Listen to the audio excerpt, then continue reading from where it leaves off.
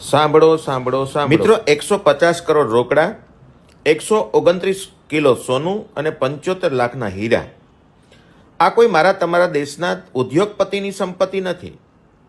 આ એક મંદિરના પૂજારીને ત્યાં રેડ પાડવામાં આવી છે અને એ ઈડીની રેડમાં આટલી વસ્તુ મળી આવી છે.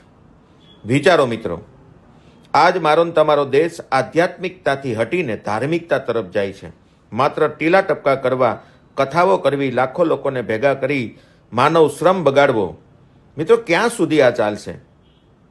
વિચાર કરો, મારા ને તમારા દેશમાં શિક્ષણ આટલું બધું મોંઘું થતું જાય છે.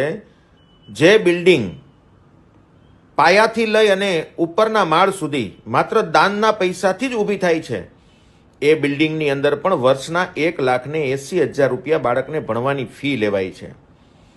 મિત્રો, જાગો તો સારું છે, ન જાગો તો અમારા જેવા અનેક લોકો કદાચ બરડા પાડી પાડીને પણ જો કહેવામાં આવશે તો પણ મારા ને તમારા દેશમાં આવા લોકોથી બચી નહીં શકાય.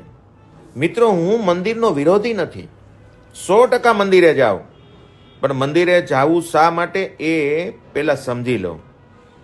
આજ જે લોકો વ્યાસપીઠ ઉપર બેસીને ત્યાગની વાતો શીખવે છે, એ લોકો વ્યાસપીઠ ઉપર બેસીને એક કથામાં કરોડો રૂપિયા એકઠા કરે છે અને એ કરોડો રૂપિયા એકઠા કર્યા પછી ભીતડા ચણી અને અંદર એક મૂર્તિ બેસાડીને એમાં પાછો કરોડોનો વેપાર કરે છે.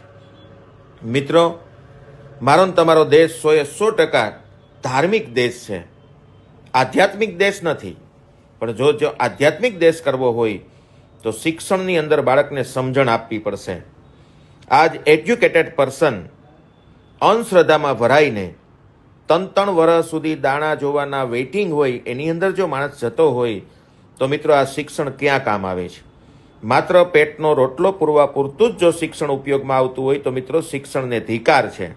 અને એટલા માટે હજારો વખત હું કહું છું કે તમારા બાળકને મનથી મજબૂત બનાવો, તમારા બાળકને આધ્યાત્મિક બનાવો, ધાર્મિક નહીં. એને સત્ય જ્ઞાન આપો. મારા ને તમારા ઋષિમુનિઓ અનેક એવું જ્ઞાન આપી ગયા છે, જે જ્ઞાન પીરસવું એ મારા ને તમારા સંતોની એક ફરજ હતી, જવાબદારી હતી.